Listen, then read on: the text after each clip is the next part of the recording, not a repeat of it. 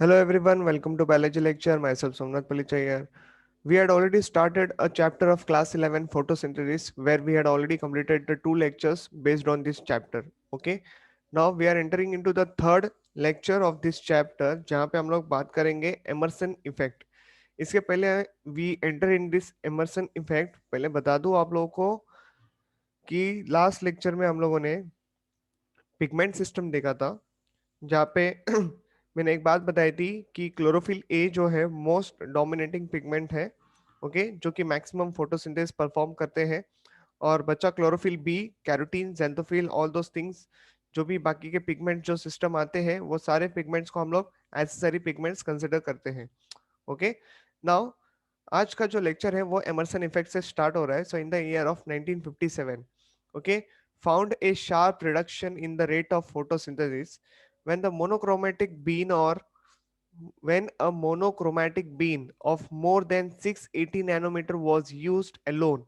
It is called as a red drop effect. मतलब मान लो एक प्लांट है और इस एक ही प्लांट के ऊपर continuously there is a 1 single nanometer of the wavelength of the light has been put it, okay, or you can say added on this particular plant. तो 680 नैनोमीटर या फिर इससे ज्यादा ज्यादा समय तक के लिए अगर अप्लाई करेंगे तो you can see there is a decrease in the rate of photosynthesis process. Okay, कैसे होगा ये अभी हम लोग ग्राफिकल वे से भी देखेंगे। So let's see what is given further. So Emerson et al.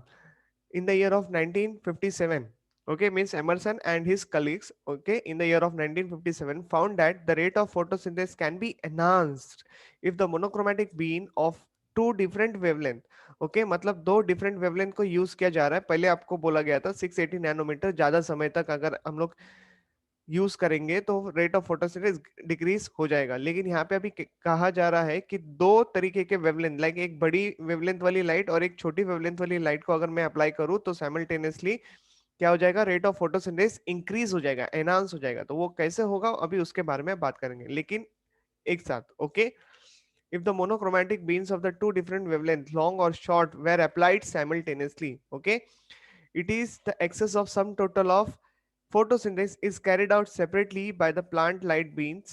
Okay, the phenomenon is called as the immersion effect or the photosynthetic enhancement. अभी इसको समझना काफी आसान है। देखो यहाँ पे, it is due to the presence of the different steps of the harvesting molecules around a trap center in the photosynthesis unit. अभी ये जो यहाँ पे harvesting of molecules के बारे में जो बात किया है, ये लाइट हार्वेस्टिंग प्रोसेस के बारे में बात कर रहा है जो कि रिएक्शन सेंटर को लेके है।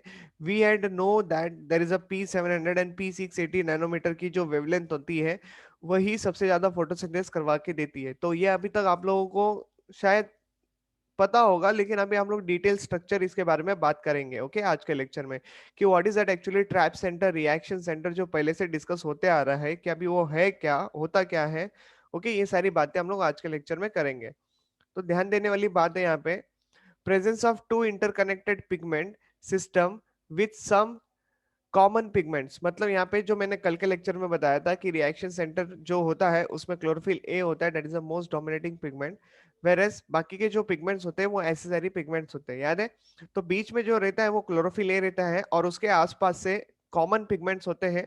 ओके, तो वो पिगमेंट्स क्या करते हैं, सन की एनर्जी को एब्जॉर्ब करते हैं और वो एनर्जी बीच में रिएक्शन सेंटर को सप्लाई कर देते हैं, that is to the chlorophyll A, और वहां से बाकी की प्रोसेस होती है। तो यही इस पर्टिकुलर स्टेटमेंट का मतलब है। तो ऐसे दो फोटो सिस्टम्स होते हैं, मतलब दो टाइप के रिएक्शन सेंटर होंगे जो कि फोटोसिंथेसिस के प्रोसेस को एनहांस करेंगे। ओके, लेकिन पहले हम लोग देखेंगे कि वो सेपरेटली कैसे काम करते हैं। So now see, now the plant is expose to the shorter wavelength and longer wavelength. तो सबसे पहले अगर मैं शॉर्टर लॉन्गर वेवलेंथ के बारे में बात करूं, that is a 700 nanometer, the yield production which taking place over is 10, okay, तो 10 क्वांटम yield का प्रोडक्शन हो रहा है।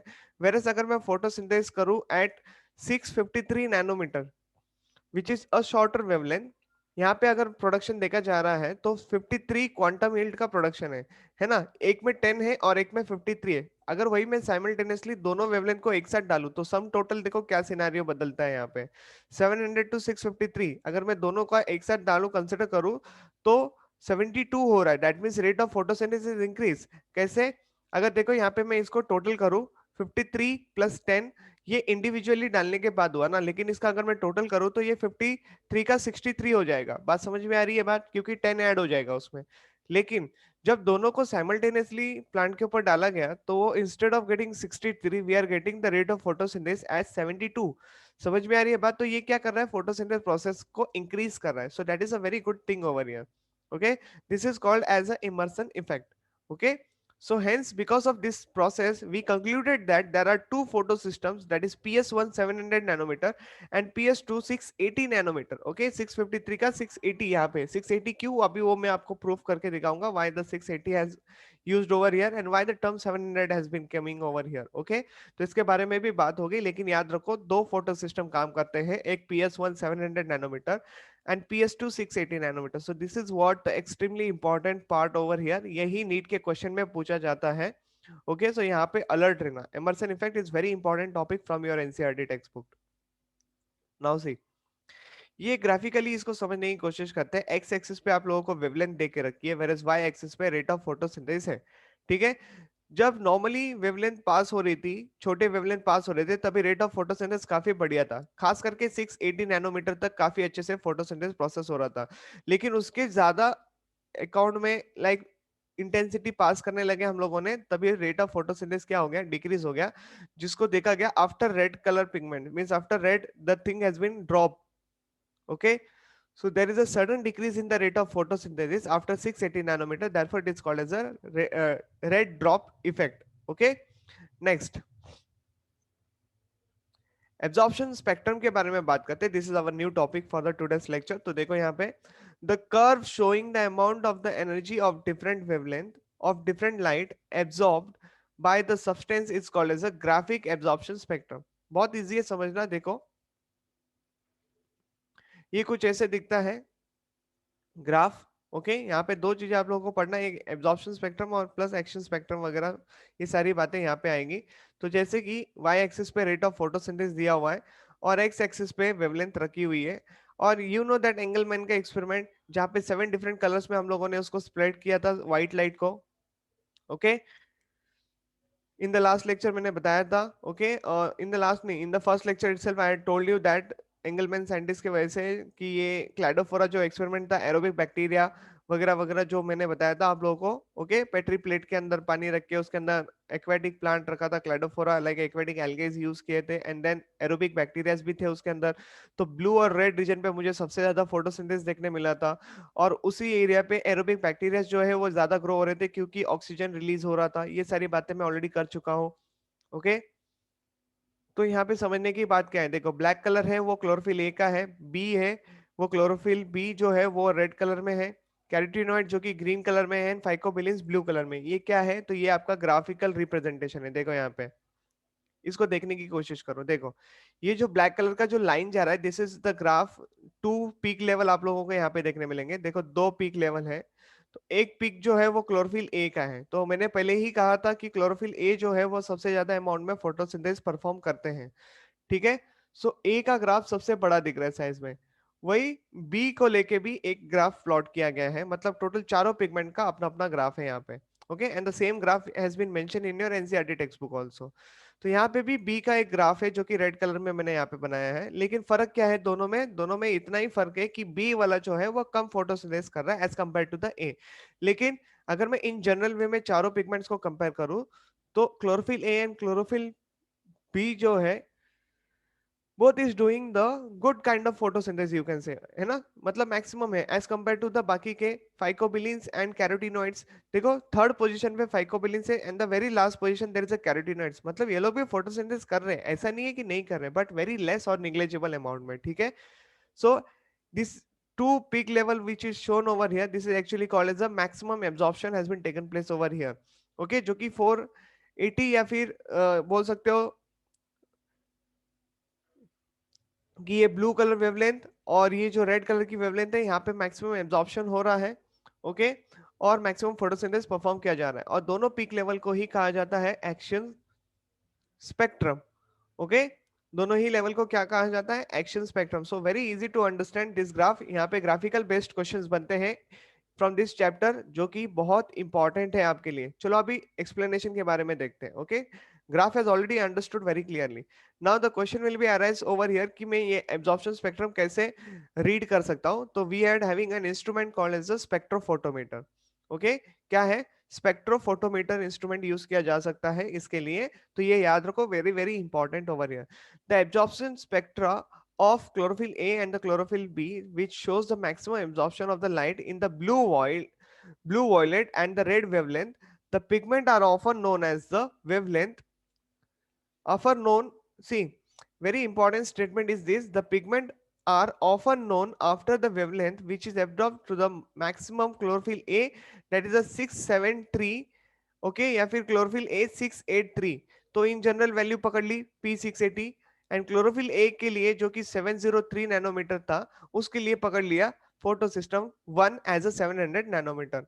ओके, तो बात समझ में आई कि P680 और P700 क्यों लिया वैल्यू? क्योंकि क्लोरोफिल ए के पास has an ability to perform its photosynthesis activity at 673 nanometer as well as on 683 nanometer. Okay, तो इन जनरल रेशियो पकड़ लिया बीच का, दैट इज 680 नैनोमीटर कर दिया मैक्सिमम।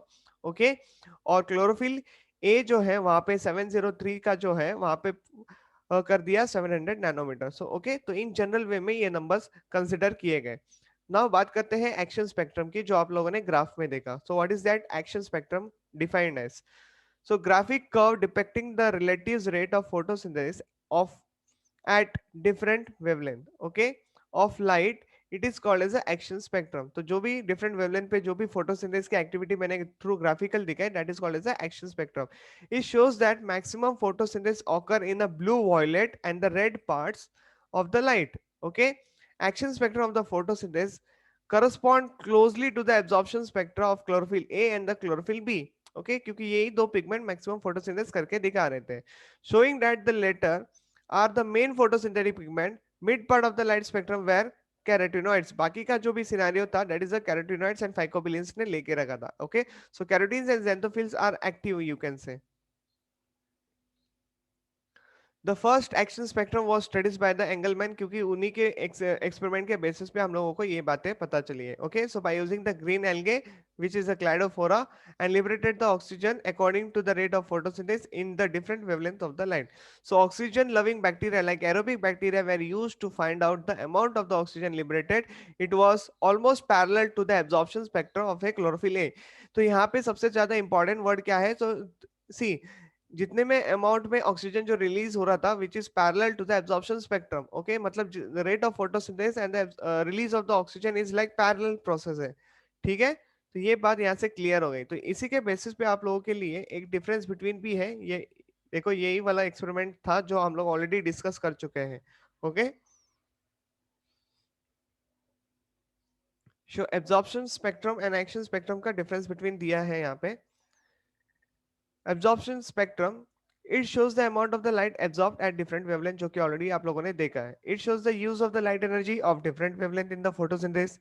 ठीक है, next absorption spectrum is a graphic representation of the amount of the light different wavelength absorbed by the pigments. Okay, और यहाँ पे तो रेट ऑफ फोटोसिंथेसिस के बारे में बात कर रहा है जो कि डिफरेंट वेवलेंथ पे हुआ था।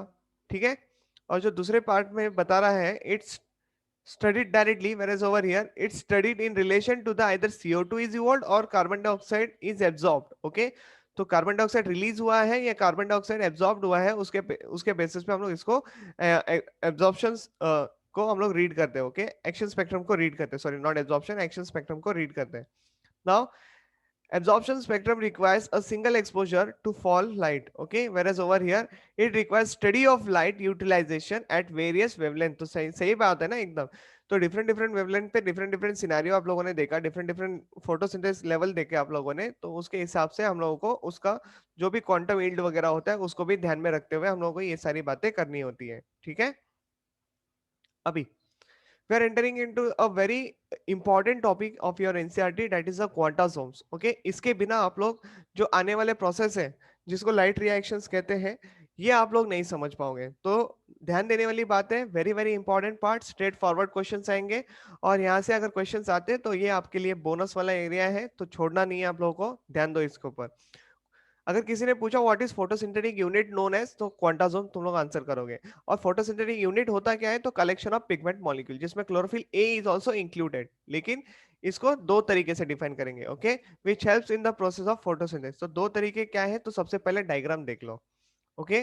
तो देखो यहाँ पे सेंटर में है क्लोरोफिल ए, और बाकी के जो पिगमेंट्स बचते हैं क्लोरोफिल बी और कैरोटीनॉइड, xanthophyll, फ्यूकोजैंथिन, फाइकोएरिथ्रिन, ये सारे जो पिगमेंट्स हम लोगों ने पढ़े थे, वो सारे पिगमेंट्स इसके सराउंडिंग में प्रेजेंट है, ओके। तो उनको कहा जाता है एसेसरी पिगमेंट, और जो बीच वाला इंपॉर्टेंट पिगमेंट है जैसे क्लोरोफिल ए, उसको रिएक्शन सेंटर कहा जाता है। और ये दोनों को मिला के कहा जाता है एटीना कॉम्प्लेक्स। क्या कहा जाता है, antenna complex, and this is itself called as a quantasome, okay. तो ये एक यूनिट है फोटोसिंथेसिस का, ठीक है। जब यहाँ से सन से जो लाइट एनर्जी रिलीज होती है in the form of photons, that will be getting absorbed by this pigment, and that energy will be supplied to the chlorophyll A. Okay, once that energy is getting supplied to the chlorophyll A will release one kind of pair of electrons, okay। pair of electron जो release होता है, तो natural way में, मतलब जो plants की बात करूं, नेचुरल फॉर्म की बात करूं, there is always a person present जिसको कहा जाता है PEA, which is called as a primary electron acceptor. So याद रखने वाली बात क्या है कि सन की एनर्जी जो बाकी के पिगमेंट्स पे गिरती है, वो एनर्जी सप्लाई की जाती है सेंटर में, जिसके कारण a pair of electron release होता है। और वो पेयर ऑफ इलेक्ट्रॉन को होल्ड करने के लिए there is always present a primary electron acceptor in the nature. लेकिन अगर इसको आइसोलेट फॉर्म में पढ़े, what do you mean by the isolate form, मतलब मैं क्लोरोफिल ए को आइसोलेट करके निकाल रहा हूं बाहर, ओके, फिर उसको टेस्ट ट्यूब में होल्ड कर रहा हूं, मान लो ये टेस्ट ट्यूब है, और फिर मैंने इसके ऊपर एक लाइट सोर्स डाला है। लाइट सोर्स के कारण directly the energy is getting penetrate to the chlorophyll A, और इसके through again a pair of electron will be release, but now there is a problem. Problem नहीं बोल सकते, actually there is a condition that in the natural condition there was a primary electron acceptor, but here there is no one is there, okay, to accept that electron. So where these two pair of electrons will be go, है ना, because of the high energy the electron has been moved outside, लेकिन उसको अभी catch करने के लिए कोई है ही नहीं, तो that electron will again come back to the test tube, means again come back to the chlorophyll A, but while come backing means फिर से जब वो रिटर्न आ रहा है, that time it will release a energy which is in the form of fluorescence। तो ये आपके लिए नीट का क्वेश्चन है यहाँ पे, ओके। अगर आइसोलेटेड फॉर्म में अगर पेयर ऑफ इलेक्ट्रॉन को उड़ा देंगे हम लोग ऊपर, तो there is absence of primary electron acceptor, while coming back that electron towards the chlorophyll A, okay, that is to the lower energy level, he release a particular energy in the form of fluorescence। तो यही पे question होता है कि जो energy release होती है वो किस फॉर्म में रिलीज होती है, तो तुम्हारा आंसर होना चाहिए फ्लोरोसेंस के फॉर्म में रिलीज होती है, ओके। तो आप लोगों ने क्वांटासोम एक यूनिट जो होता है फोटोसिंथेसिस का वो समझ लिया है। तो ऐसे करके दो यूनिट होते हैं आपके पास, सिंपल सी बात है, P700 एंड P680। तो PS1 700 एंड PS2 680 नैनोमीटर होता है, ये आपको याद रखना है। देखो बाकी का डायग्राम तो सेम ही रहेगा, बस इतना ही फर्क है कि यहाँ की जो वेवलेंथ रहेगी जो सनरेज की आ रही है, that will be the 700 nanometer, and here the wavelength will be the 680 nanometer, okay. So this is what the difference over here, बाकी का डायग्राम जो है सिनारियो वही है। तो ये दो क्या है, तो ये दो आपके स्क्रीन पे फोटोसिंथेटिक यूनिट है जो कि फोटोसिंथेसिस करने के लिए मदद करेंगे। तो इसी के बेसिस पे हम लोगों को आगे का जो प्रोसेस है उसको पढ़ना है, जैसे कि अभी खाली इंट्रोडक्शन दे के रखता हूँ। तो सी फोटोसिंथेसिस प्रोसेस जो होते हैं वो दो तरीके के होते हैं, एक होता है लाइट डिपेंडेंट रिएक्शन जिसको लाइट रिएक्शन भी कहा जाता है, और इसी को फोटोफॉस्फोराइलेशन भी कहा जाता है। तो ये एक itself it's kind of question over here, okay। what are the different names given to the light reaction? So light dependent reaction, light reaction, photophosphorylation, okay। where is there is a one more process called as a light independent reaction जिसको कहा जाता है dark reaction, और Calvin cycle यानी C3 cycle भी इसको कहा जाता है, डिफाइन किया जाता है। तो नोट करने वाली बात क्या है, तो see photophosphorylation will be completed in the two phases, जो कि आगे के लेक्चर्स में हम लोग डील करेंगे। One is called as a non cyclic and other will be called as a cyclic photophosphorylation. तो यहाँ पे we will be stopping our lecture, okay, and we will be doing this detail of the cycles, मतलब light reaction and dark reaction को हम लोग आने वाले lectures में डील करेंगे, ओके। तब तक के लिए take care and keep reading your NCERT text book, that is very very important for you people, okay. Bye bye.